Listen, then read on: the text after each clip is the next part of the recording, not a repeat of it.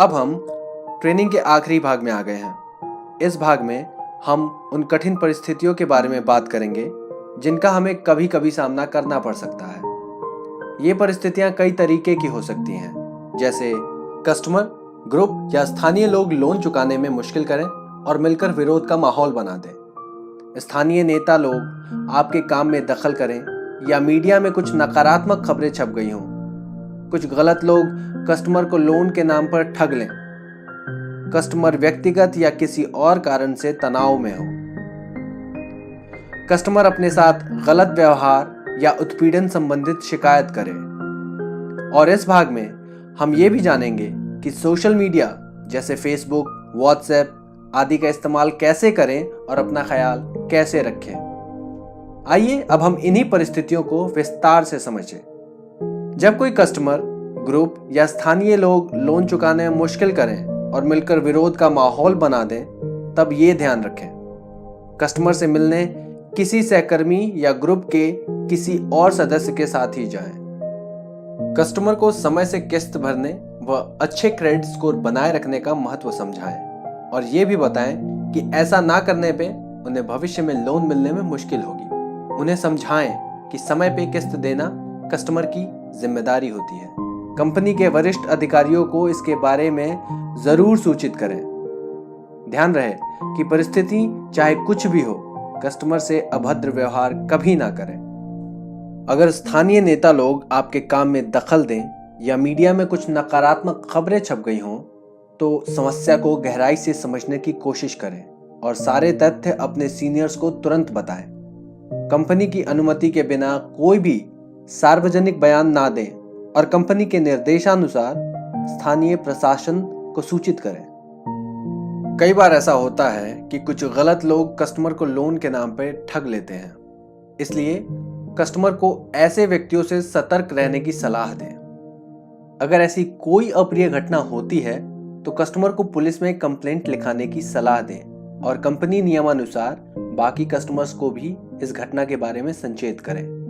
जब कस्टमर व्यक्तिगत कारण जैसे घर में मृत्यु, बीमारी होने या प्रकृति आपदा आने की वजह से आर्थिक मुश्किल में हो और लोन का समय से भुगतान ना कर पा रहे हो, ऐसी स्थिति में समझने की कोशिश करें कि कस्टमर को वापस सामान्य स्थिति में आने में कितना समय लगेगा।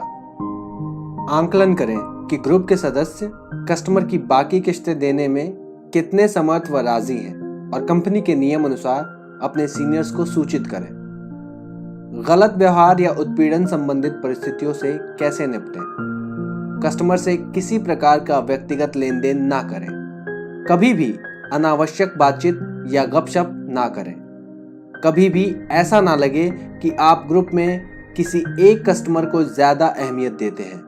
ग्रुप के सभी सदस्यों से समान व्यवहार करें। कस्टमर से उचित समय पर और सिर्फ कार्य के संबंध में ही मिलें। कस्टमर कैसी दिखती है, उनके पहनावे आदि पे कोई टिप्पणी ना करें और कोई ऐसी बात ना करें जिसका गलत मतलब निकाला जा सके। कस्टमर से हमेशा सभ्य व शिष्ट भाषा में ही बात करें। दोस्ती बढ़ाने या मजाक करने से परहेज करें। अगर आपके खिलाफ ऐसी कोई शिकायत होती है तो तुरंत अपने सीनियर्स को बताएं और उनसे कुछ समय के लिए उस जगह का कार्यभार किसी और लोन अफसर को देने को कहें। अब सीखेंगे कि सोशल मीडिया जैसे फेसबुक, व्हाट्सएप आदि का जिम्मेदारी पूर्वक इस्तेमाल कैसे करें। अगर आप कस्टमर आदि के सोशल मीडिया ग्रुप से जोड़े जाते हैं तो सतर्कता बनाए रखें और भेजी गई सारी जानकारी जांच परख के ही आगे फॉरवर्ड करें। कस्टमर को अनावश्यक मैसेज जैसे कि गुड मॉर्निंग, जोक आदि ना भेजें।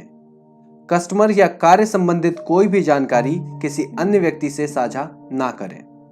कस्टमर या ग्रुप की कोई भी गैर जरूरी फोटो, वीडियो आदि ना लें और औपचारिकता के तहत उनसे व्यक्तिगत दूरी भी बनाए रखना जरूरी है।